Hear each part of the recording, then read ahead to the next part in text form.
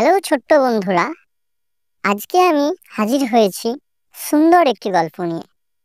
গল্পের নাম ভালোর শক্তি। এক ছিল ছোট্ট খরগোশ, তার নাম টুকু। টুকু খুব দুষ্টু ছিল।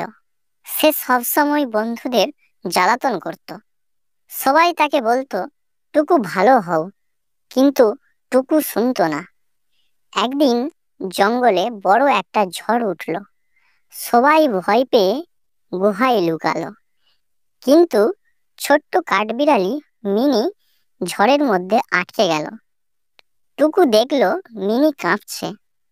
তখন টুকুর মনটা বদলে গেল। সে দৌড়ে গিয়ে মিনিকে কোলে তুলে গুহায় নিয়ে এলো।